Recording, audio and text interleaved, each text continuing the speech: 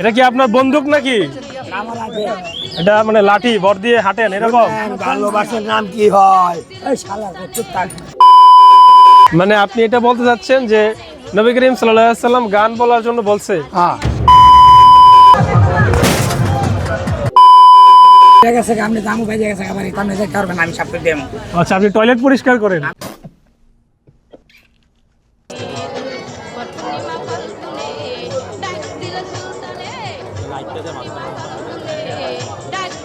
তোমার কয়ে দেওয়ান লাগবো?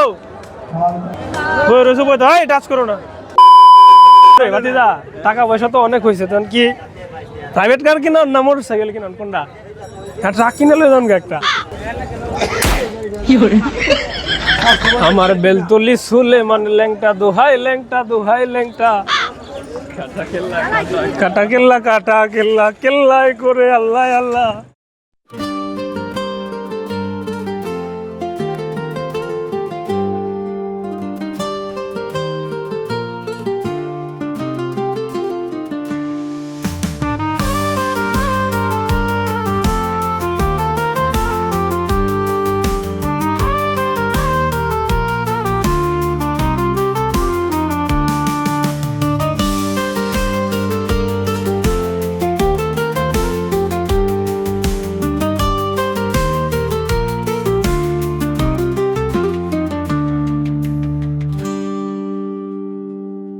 ফাগুন মাসের ভর পূর্ণিমাতে মদনপুর শুরু হয় এক মহা উৎসব। হাজার হাজার ভক্তরা মিলায়িত হয় এই মদনপুর ময়দানে হযরত শাহ সুলতান কমরউদ্দিন রুমি রহমতুল্লাহ আলাইহির মাজার শরীফে। প্রাক ইসলামী যুগে অনেকেই ইসলাম প্রচারের স্বার্থে এই ভারতবর্ষে এসেছেন বা আগমন করেছেন। তাদের মধ্যে একজন ছিলেন হযরত শাহ সুলতান কমরউদ্দিন রুমি রহমতুল্লাহ আলাই। তিনি চট্টগ্রাম হয়ে এই বাংলায় আবির্ভাব করেন। প্রতি বছর ফাগুন মাসের ভর পূর্ণিমাতে তার স্মরণে এখানে ওরস অনুষ্ঠিত হয়। হাজার হাজার ভক্তরা এখানে জমায়েত হয় এই জায়গাটিকে একবার দর্শন করার জন্য। বিষয়টা হচ্ছে এখন তো রমজান মাস, রমজান মাসে হচ্ছে মানুষ খুব একটা বেশি আসে না। তারপরেও যারা এখানকার ভক্ত কিংবা পাগল টাইপের আছে তারা তো আসবেই, যারা এখানকার মানে তাগড়া ভক্ত আর কি যেটাকে বলে, তারা তো অবশ্যই আসবে। আর যেহেতু রমজান, তো সেই তুলনায় মানুষ কম আসছে। আর গত বছরের তুলনায় এই বছর মানুষ আসলেই কম আসছে, দোকানপাটও কম। তবে আশা করা যাচ্ছে আগামী বছর না, এর পরের বছর বেশি জমবে, কারণ আগামী বছরও রোজার মধ্যেই পড়বে এই রোজটা, আর এর আগের বছরও রোজার মধ্যেই পড়ছিল। তো রোজার মধ্যে যতদিন পর্যন্ত আছে এর থেকে বেশি জমার কথা না, মানে বেশি জমবে না আর কি। আর রোজা যখন চলে যাবে, অর্থাৎ ঈদের পরে যখন জমবে, সামনে বছরের পর থেকে আরও 2 বছর পরে, তখন বেশ ভালোই জমবে আশা করা যাচ্ছে।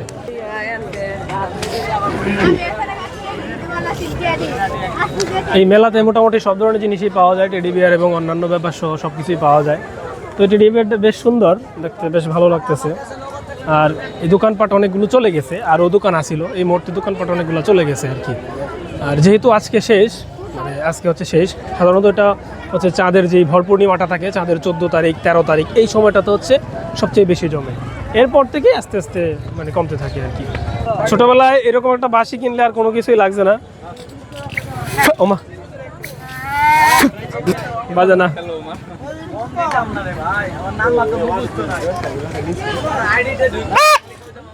বেশ সুন্দর আছে। আর ছোটবেলায় এই একটা গাড়ি কেনার জন্য সারাদিন কান্না করছি, তাও এরকম একটা গাড়ি কিনতে পারছি না।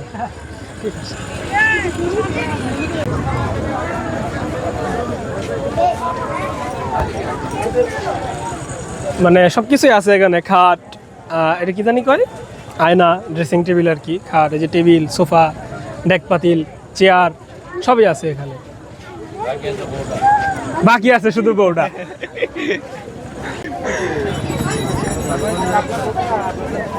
টেবিলের যে কোনো এক পিস 30 টাকা, টেবিলের যে কোনো এক পিস 30 টাকা। খালি তো দেখলি তো না কিছু কিনো, খালি দেখলে তো না কিছু কিনো, যারা দরকার তারা কিনবো, আমার তো দরকার নাই। তোমার অবশ্যই দরকার, আমার তো দরকার নাই, ওটা আমি কিনতাম কেরে। এটি বাংলাদেশের এক প্রাচীন ও আধ্যাত্মিক গুরুত্বপূর্ণ প্রাচীন জায়গা। এখানে রয়েছে সেই সময়ের একটি গাছ, যেটি আজও সংরক্ষণ করে রাখা হয়েছে। মদনপুর শাহ সুলতানের মাজার শরীফ। এটি শুধু একটি মাজার নয়, এখানে আছে শতাব্দীর পুরনো ইতিহাস, বিশ্বাস, শিক্ষা ও ও আধ্যাত্মিক উজ্জ্বলতা। মদনপুর শাহ সুলতান মাজার স্থাপন করা আছে নেত্রকোনা জেলার মদনপুর নামক এলাকায়, যার ঠিক জায়গাটি নেত্রকোনা কেন্দুয়া মহাসড়কের পূর্ব পাশে। জেলা শহর থেকে এর দূরত্ব প্রায় 7 কিলোমিটার। হযরত শাহ সুলতান কে ছিলেন? হযরত শাহ সুলতান বা শাহ সুলতান রুমি রহমতুল্লাহ আলাই ছিলেন 1100 শতকের একজন সুফি সাধক, যার আসল নাম হলো কামারউদ্দিন রুমি। তিনি ইসলামের শিক্ষা ও আধ্যাত্মিক কল্যাণের বার্তা ছড়িয়ে দিতে বঙ্গভূমিতে আগমন করেছিলেন। বাংলাদেশে ইসলাম প্রচারের ইতিহাসে তার নাম অত্যন্ত সম্মানিত, কারণ তাকে বাংলায় প্রথম সুফি সাধক হিসেবে বিবেচনা করা হয়। তিনি দীর্ঘ পথ পাড়ি দিয়ে এলাকার মানুষের হৃদয়ে ঈমানের আলো জ্বালানোর চেষ্টা করেছেন এবং তাতে তিনি সফলও হয়েছেন। তৎকালীন পিশাচ রাজা মদনা রাজাকে পরাজিত করে তিনি এই জায়গাকে দখল করেছিলেন। তিনি কখন এখানে এসেছিলেন? ঐতিহাসিক ঐতিহ্য অনুযায়ী শাহ সুলতান 1053 খ্রিস্টাব্দে প্রায় 120 জন সফর সঙ্গী সহ উপমহাদেশে আগমন করেন। তিনি প্রথমে কুষ্টিয়া ও ঝিনাইদহ এলাকা পরিদর্শন করেন। এরপর দীর্ঘ সফর শেষে নেত্রকোনার মদনপুরে এসে অবস্থান স্থাপন করেন। এখানে তিনি শুধু ধর্মীয় কাজই করেননি, সমাজের উন্নতি, পরস্পরের সহানুভূতি, ন্যায়ের সঙ্গে জীবনযাপনের শিক্ষা দিয়েছেন। মদনপুর শাহ সুলতান কমরউদ্দিন রুমি রহমতুল্লাহ আলাইহের মাজার শরীফে প্রতিদিন অসংখ্য মানুষ ভক্তি ও মানত করতে আসে। তবে এই মুহূর্তে মানুষ সবচেয়ে বেশি আসছে কারণ এই সময়টাতে ওরস সংগঠিত হয়। এখানে যারা আসে সেই লোকেরা বিশ্বাস করেন এটি একটি পবিত্র স্থান, যেখান থেকে তারা শান্তি, দোয়া এবং তাদের জীবন সমস্যার সমাধান পেতে পারেন। এখানে প্রতিদিনই মানুষ দোয়া করে এবং বিশেষত ফাগুন মাসের চাঁদের পূর্ণিমার সময় প্রায় 3 দিন ব্যাপী বার্ষিক ওরস বা ঐতিহাসিক মাহফিল অনুষ্ঠিত হয়, যেখানে দেশের বিভিন্ন প্রান্ত থেকে ভক্তরা সমাগম করেন। ওরস আসলে কি? ওরস হলো সুফি সাধকের মৃত্যু বা স্মরণ দিবস। তার স্মরণেই এটি উদযাপন করা হয়, যা তাদের শিক্ষা ও আদর্শ অনুসারে পালিত হয়। মদনপুর শাহ সুলতানের ওরস চলাকালে এখানে ধর্মীয় মিলাদ মাহফিল ও অন্যান্য আধ্যাত্মিক কার্যক্রম অনুষ্ঠিত হয়, যা স্থানীয় জনগণের পাশাপাশি আশেপাশের গ্রামগুলো থেকেও মানুষ আকৃষ্ট হয়। তবে বর্তমানে যা করা হচ্ছে তা সম্পূর্ণ ভিন্ন। একজন ইসলামিক সাধক যিনি ইসলামের জন্য তার সর্বোচ্চ ত্যাগ করে গিয়েছেন, কিন্তু বর্তমানে যা করা হচ্ছে সেখানে ইসলামের ছেটে ফোঁটাও নেই। বিনা পুঁজির ব্যবসা যদি কেউ বলে কি, সেটা হচ্ছে মাজার ব্যবসা। আর এখানে মারাত্মক লেভেলের শিরিক হয়, যেটা আসলে অনেকেই বলে না, আবার অনেকেই বলে। আর আমি তো একেবারেই বলবো, কারণ এটা চরম সত্য। এখানে যা হইতেছে সব শিরিক, সব শিরিক, সব শিরিক। এই মুহূর্তে এখানে যারা আসছে তাদের মধ্যে ইসলামিক জ্ঞানের খুবই অভাব এবং তারা ইসলামিক জ্ঞানের দিক দিয়ে মূর্খই বলা চলে। আপনার বাড়ি কোন জায়গায়? করিমগঞ্জ। করিমগঞ্জ থেকে আসছেন? হ্যাঁ। আপনি কতদিন যাবত এখানে আছেন? এই 20-22 দিন। 20-22 দিন যাবত এখানে আছেন? হ্যাঁ। যাবেন কখন আরেকবার? যখন মালিক হুকুম করে তখন।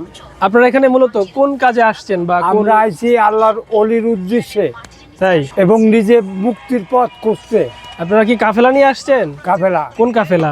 কাফেলা আছে, করিমগঞ্জ কাফেলা আছে। আপনারা কতজন আসছেন এখানে টোটাল? আমরা আইছিলাম বহু লোক। আস্তে আস্তে চলে গেছে সবাই? সবাই চলে গেছে। আচ্ছা আচ্ছা। আপনাদের এখান থেকে এখানকার দূরত্ব আনুমানিক কত কিলোমিটার?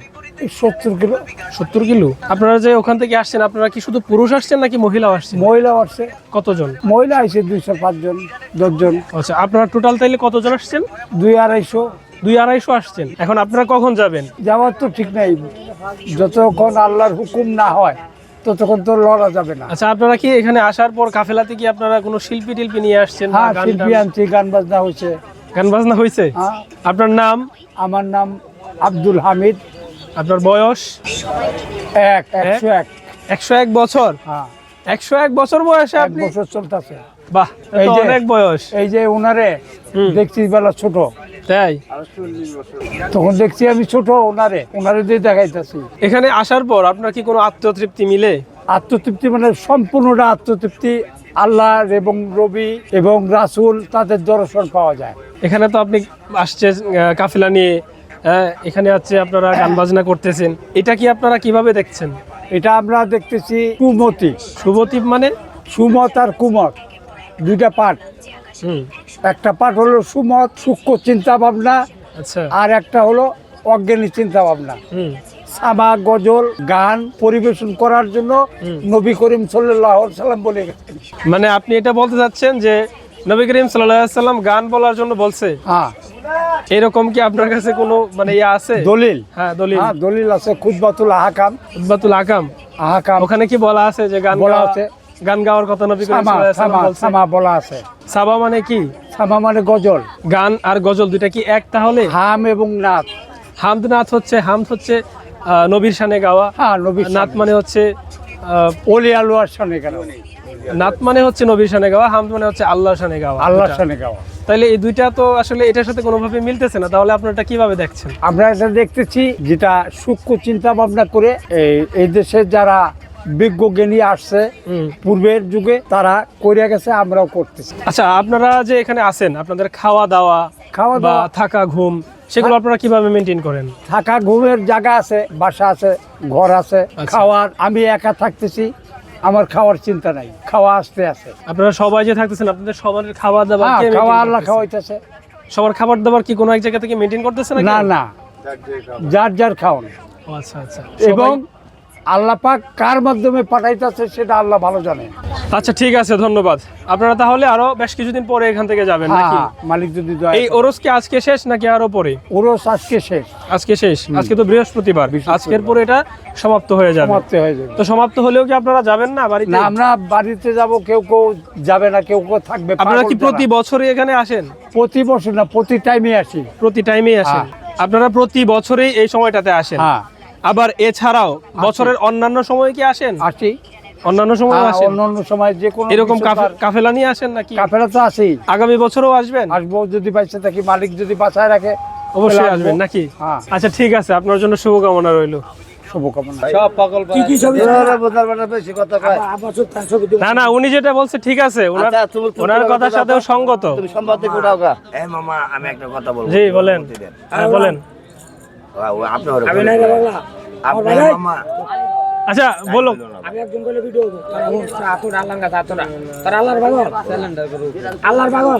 আমি তারা কার পাগল? আমি আমি যে কার পাগল হনো আমি জানি। তুই জানোস না, তাহলে কই যদি এটা করার আছে এটা কর। আমার বাড়ি শাহকাম। আপনাদের বাড়ি কোন জায়গায়? আপনার বাড়ি কোন জায়গায়? এখনো বাড়ি হয় নাই মামা। আপনার এখনো বাড়ি হয় নাই? না, কেন? ঠিকানা আছে। ঠিকানা কোনটা ঠিকানা? মোহাম্মদ হযরত জয়নাল আবদিন ওরফে শাহ মিসকিন রহমাতুল্লাহ আলামিন, ওনার দরবারে ভক্তি। এটা কোন এলাকায় এটা এই মাজার? গফরগাঁও। গফরগাঁও। আচ্ছা আচ্ছা, গফরগাঁও আমার বন্ধু বান্ধব আছে, আমি অনেকবার গেছি। মহিদরগা। গফরগাঁও স্কুল বাজার, মহিদরগা। হ্যাঁ। আপনি কোন জায়গা থেকে আসছেন? জামালপুর জানি, কি বললেন একটু আগে? আমার বাড়ি জামালপুর। না, আপনিও কি এরকম ওনার মতো কোনো মানে ইয়াতে থাকেন বা কোন জায়গা থেকে আসছেন? মুসাফির। আপনি মুসাফির? আমি টিম। আচ্ছা, আপনি এখানে কতদিন যাবত আছেন এখানে? আমার 16 বছর থেকে এই বাবা ল্যান্ড ভাড়া দিয়েছে। আমি কোনো আদিন আর মদিনা আমার নাম, কারো ক্ষতি করি না। বাবার প্রসাদ খাই, বাবাকে ভক্তি করি, পাতি দেই, চলবার দরবারে চলে যায়, ডিস্ট্রিক্টে চলে যায়। আচ্ছা, আপনি কি প্রতি বছরই এখানে আসেন? প্রতি বছরেই ও আচ্ছা আচ্ছা। এই যে মামা, সারা বাংলাদেশে অনুমতি নিয়ে দুই তিনটা কথা বলবো। হ্যাঁ বলেন, অনুমতি সমস্যা নেই, দেন। কোনো সমস্যা নেই, বলেন। ভাত খাই এখানে তো। অনেকেরই মাথা আছে, হ্যাঁ। তাই না? আল্লাহ পাক মাথা যেহেতু দিয়েছে আছে, তাহলে বাবা কুত্তা। একটা কথা বলবো, কোন জিনিস আমরা কাছে আছে দেখি না, আর দেখলেও করি না, এটা হচ্ছে একটা। আচ্ছা যাকে চোখেও দেখি না, কানেও শুনি না, তাকে দড়ি কিডা, এটা হচ্ছে একটা। আচ্ছা। আর কোন প্রেম, হ্যাঁ, যে কোনো প্রেম করলে হইলে আল্লাহর দরবারে যাবে, নাহলে দুধ হয়ে যাবে, তাই না? আচ্ছা। কোন প্রেম বেহেশতে যাবে? ও, তিনটা কথা আমাকে বলেন তো মামা, কিভাবে হয়? আর আপনি উত্তরগুলো দিয়ে দেন তাহলে। আল্লাহ বেটা, আমি বলি, আপনি মন মানার পাবেন, দেহ বান্ধের পারবেন, তাহলে পেট কি মানার পাবেন? আমি মাটি বেশি। পেটে দিলে আমার দিলে সব মানে, মাটি- নাহলে কান্দে আব্বা। এই কান্দা কান্দি পড়া কর, আমি মেডেল দিতেছি। আমি মাটি পাগল। আমার বাবা আদম দিয়ে মাটি তৈরি করছে, আমি মাটি বেশি। এই যে আমার মেডেল, হাইকোর্ট, জজ কোর্ট, ফরিদারি কোর্ট, 64 ডিস্ট্রিক্টের বাবার হাইকোর্টে পাস করে দেয়। আমি গোলাপ শাহ বাবার অন্য থাকি পাগল। বন্ধ করেন, লাইট বন্ধ করেন। আচ্ছা কারণ আরেকটা কথা, একটা কথা হ্যাঁ বলেন। এই যে আমরা যে বলি ইসলাম ইসলাম, আচ্ছা। এই ইসলাম কি দুইটা দেখানো যা না দেখানো যায় না? দুইটা কথাতে একটা কথা বলেন, হইলে হক নাইলে না, হইলে হক নাইলে বেহক। না, আপনি যেহেতু জানেন, আপনি না না, আমাকে তো আপনি বলেন। আরে দিলে পাওয়া যায়, না দিলে খোদাই রাজি না। আচ্ছা, এটা কোন রেফারেন্সে বলতেছেন বলেন? মানে সুন্দর করে ইসলাম বলেন। জিনিসটা, বস্তুটা, হ্যাঁ। এটা কি দেখানো, দুইটা দেখানো যা না দেখানো যায় না? না, এটা তো দেখানোর কোনো কিছু না, এটা হচ্ছে আমরা- অন্তরের আমি বিশ্বাস, পারলাম না আকীদা। সঠিকভাবে উত্তর দিতে হবে, ভুল ভুল উত্তর দিলে আমি মানবো না। সঠিক উত্তর কি তাহলে আপনি কি জানেন তাহলে বলেন হয় নাইলে নাই বড় খারাপ সব পাগল হয়। বলেন ওই সব পাগল হয়। এখানে মাথা কিন্তু অনেক কি খালি আমার মাথা না আল্লাহ পাক দিয়েছে আমি দুনিয়ার পচা যে পচা নাই কিন্তু দশা এই দুনিয়ায় সবাই বলা খালি আমি গালা দেখেন আমার চেহারা নগদ জগৎ এখন মানে চারটা গেলে চারটা খাওয়া যা বৈশা থাকলে আল্লাহ রাসূলের সাথে কথা বলা আর যায় এক সেকেন্ড আর দূর থেকে দেখলে মনে হয় সে জানি কি বলতে কাছে গিয়ে দেখি কি জানেন মানুষের তোলেন নাকি খালি এইটুকুই বললাম বাকিটুকু নাম থইলাম এটা কি আপনার বন্দুক নাকি আমার আগে এটা মানে লাঠি ভর দিয়ে হাঁটেন এরকম ভালোবাসার নাম কি হয় ওই শালার চুপ থাক। আচ্ছা উনি কথা বলতেছে উনি সর্দার যেহেতু উনি কথা দেখেন, বলবেন আমি বাস্তব দেখাই। আমার এই ঠান্ডা ভাঙা আচ্ছা এটা ভর দিয়ে হাঁটেন এরকম আমি বলতে হারি না আমার হুমকি দেখার বেস্টের সারে এই যে আমার রাইফেল গোলাপ সার এটা আপনার রাইফেল জি বন্দুক বন্দুক আচ্ছা আমারও যদি জঙ্গলে তার মধ্যে যদি একটা কুকুর আসে কামড় দেয় ওটা আমি গুলি করি এটা তো গুলি গুলি করি না এটা বাবা। গুলি বাইর হয় নাকি এই যে নগদ বাস্তব আচ্ছা তাই না। ও আচ্ছা এটা আচ্ছা হলো কুকুর মারা আঙ্গুর কামড় দিলে বাচ্চা হয়ে যাবে বাচ্চা পেটে বাচ্চা কুকুরে কামড় দিলে আর ওইটা কি ওইটা এটা আলি বাবা এটা বেহাস এটা দুদুক ওমা এ হাতে নিয়ে ঘোরেন নাকি হাতে নেই। আপনি রাস্তা দিয়ে যাইতেছেন আমার বাবা পকেট মারে দিছে ওই পকেট মারে রাখলে দুদুকে দিয়ে ডাল বেচতে দেই রাস্তায় কেন পকেট মারে চুরি করলো আচ্ছা এই কথা পাগল গো কেন অত্যাচার হলো আপনার বয়স কত আনুমানিক আমার বয়স কেবল 16 বছর বাবা বুঝি না বাবার নাম জানি না আমি পাগল মেন্ডেল আপনার বয়স 16 বছর আমি মেন্ডেল আমি বুঝি না আপনার আমার কেউ নাই আপনার না ওয়ারিশ আপনার পরিবার নাই আমার কেউ নাই আল্লাহর রাস্তায় আপনার বাবা মা বা সব ত্যাগ যে দি মানে বাড়ি থেকে বাইরে হয়ে চলে আসছেন এরকম জিন্দা মারি সব জিন্দা আমি ত্যাগ আমার কেউ মানে নাই। পরিবার ছেড়ে চলে আসছেন এরকম পরিবার বাপের চিনা নাই আমি বাবার নামই জানি না তাহলে পরিবার কেমনে কমো তাহলে আপনি ছোট থেকে কোথায় বড় হলেন আস্তায় জগতে বাবার বাড়ি দরবারের বাড়ি খাজার বাড়ি কত জায়গার বাড়ি কাছে গুবালাইছি আপনি টয়লেট পরিষ্কার লাগলে আমার লাগবো আমি পাগল পয়সা দিচ্ছেন বইরা গেছে আপনি দামও বেজে গেছে বাড়ি আপনি যাইতে পারবেন আমি সাপ করে দেবো আচ্ছা আপনি টয়লেট পরিষ্কার করেন আমি সব পরিষ্কার করি ও আচ্ছা আচ্ছা আবার হাড়ি পাতিল দিয়া হ্যাঁ। মোল্লা সারা বিয়েও করি মোল্লা যারা বিয়াও করেন হাড়ি পাতিল দিয়া হাড়ি পাতিলের হাড়ি- পাল্লে আছে না হ্যাঁ, হ্যাঁ, হ্যাঁ। পাল্লেরে বিয়ে করি মোল্লারে দিয়ে বিয়ে করি না বাহ চমৎকার এবং তো আপনাকে সালাম আসসালামু আলাইকুম আল্লাহ বুঝেন না তো কিছু দিব যে লিচু খাবেন কি বলেন তো দেখি ভিডিও অনেক কিছু পারবেন খিদে লাগছে না। আচ্ছা, খাইছেন দুপুরে প্রসাদ খামো পাগলে খায় 48 দিন ধরে খাই না 42 দিন ধরে গোসল করি না 48 ধরে খান না 42 দিন ধরে গোসল করি না 42 দিন ধরে গোসল করেন না হ্যাঁ হ্যাঁ গোসল ছাড়া থাকেন কিভাবে আরে বাবা পাগল পাগল থাকে কিভাবে আই আলী এই না না মাথা দিয়ে না মাথা দিয়ে না এ সময় বিভিন্ন শ্রেণীর মানুষ বিভিন্ন বয়সের মানুষ ধর্মীয় অনুভূতি ও শিক্ষা গ্রহণের জন্য এখানে আসে জীবন ও শিক্ষা হযরত শাহ সুলতান শুধু ধর্ম প্রচারকই ছিলেন না, তিনি ছিলেন স্বভাবগতভাবে দয়ালু, সমাজসেবী ও ন্যায়ের পক্ষে দাঁড়ানো মানুষ। তার শিক্ষা ছিল আত্মসমালোচনা, পরস্পরের প্রতি সহানুভূতি এবং জীবনের উদ্দেশ্যকে ইতিবাচক ভাবে দেখা। এই শিক্ষা আজও মাজারের ভক্তদের কাছে জীবনের বাস্তব দিকগুলোতে নির্দেশনার উৎস। এই স্থান আজ কেমন? আজও মদনপুর শাহ সুলতান মাজার বড় পরিসরে সজ্জিত। এখানে প্রতিদিন অনেক অনেক মানুষ আসে, এই জায়গাটিকে দর্শন করে যায়। মাজারের চারপাশে দেখা যায় অনেক ভক্তের সমাগম, প্রত্যেকের মধ্যেই আধ্যাত্মিকতা ছড়িয়ে যাচ্ছে, এরকম একটা অবস্থা। তবে আজ এখানে যা করা হচ্ছে তা মোটেও শরিয়াসম্মত কাজ নয়। তো আমরা এখন দাঁড়িয়ে আছি হচ্ছে মাজার শরীফের ঠিক সামনে, আর এখানে দেখতেই পারতেছেন কি একটা অবস্থা। আমাদের জন্য উনি কি করে গেছেন, আমরা কি করছি, আর এখানে এসব কি দেখছি বুঝতেই পারতেছেন। আর একটু আগে তো আমি বললামই যে আসলে তারা কি করে। আমাদের প্রত্যেকের উচিত ইসলামিক জ্ঞান সম্পূর্ণভাবে নিজের মধ্যে ধারণ করা, যাতে আমরা এসব কুসংস্কার থেকে বেঁচে থাকতে পারি। যাই হোক, সবশেষে বলবো, মদনপুর শাহ সুলতান কমরউদ্দিন রুমি রহমতুল্লাহ আলাইহের মাজার শরীফ শুধু একটি স্মৃতিস্তম্ভ নয়, এটি একটি আধ্যাত্মিক তীর্থস্থল যেখানে ইতিহাস ও ধর্মের মিলন ঘটে। এখানে যারা আসে তারা প্রাক ইসলামী যুগের একজন মানুষ সম্পর্কে ধারণা নিতে পারে, জানতে পারে। আপনি যদি কখনো নেত্রকোনায় ঘুরতে আসেন তবে অবশ্যই এই মাজার শরীফটি দর্শন করে যাবেন এবং এখানকার অভিজ্ঞতা নিয়ে যাবেন। যাই হোক, আজ এ পর্যন্তই। সবাই ভালো থাকবেন, সুস্থ থাকবেন, টেক কেয়ার, আল্লাহ হাফেজ। আর হ্যাঁ, ডকুমেন্টারি নেচার এবং তথ্যবহুল সবকিছু একসাথে পেতে অবশ্যই চোখ রাখুন মিক্স ভিউতে।